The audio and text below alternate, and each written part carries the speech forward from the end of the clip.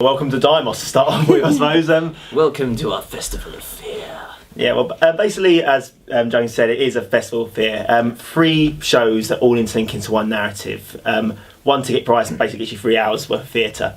And I'm Nick, I'm directing Dorian. John, you going to do it that way, or is that too formal? I'm Matthew and I'm directing Diadem. And I'm Hannah, I'm directing Demeter. And so yeah, there you have 2 very classical Gothic novels, Dorian Gray and Demeter's based on Dracula, and Diadem, which this guy's been quite secretive about, sort of into... do you want to explain? I wrote it, so I get to be secretive about it. Yeah, Diadem is the 3rd part, which ties everything together. You've got Dorian, and then you've got Demeter, which is based around Dracula, so they're quite disparate. And then you've got Diadem, which has to bring all of that together into one, hopefully cohesive narrative. So yeah, I'm not going to give anything away there, because it's I think quite a big twist, but you know, that's not for you do say so yourself. Yeah. How about you doing going to Demeter? I get the fun of scaring everyone. So whereas you can kind of be fairly certain for the other 2 that you're not going to be completely jumped. Demeter takes place on a ship in the middle of the ocean, and it's the journey that Dracula takes from Transylvania to Whitby in the novel, and we've just expanded upon his journey where he's got these crates of earth that are being transported.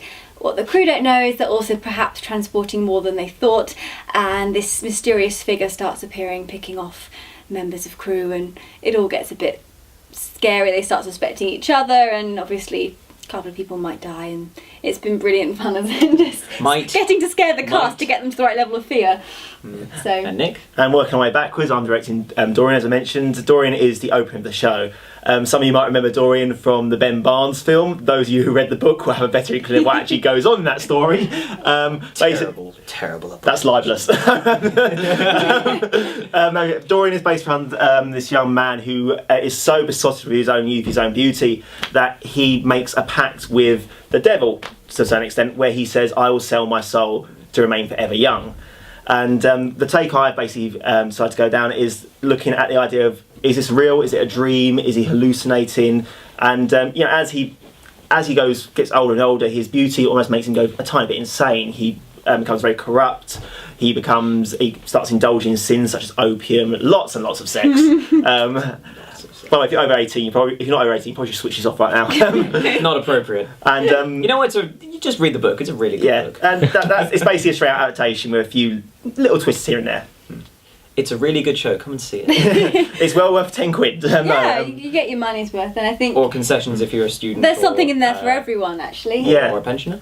I think, is it? Students and pensioners get a reduced rate, and it's I don't think I've seen anything like it at the Fringe since we've got a pretty good USP here, I think, haven't we? Yeah. It's you can come see one show, you can come see 2 shows, you can come see all 3, and regardless of how much you see, you will walk away with something. Each show is a narrative by itself. Yeah, each one stands alone, but they seen come together.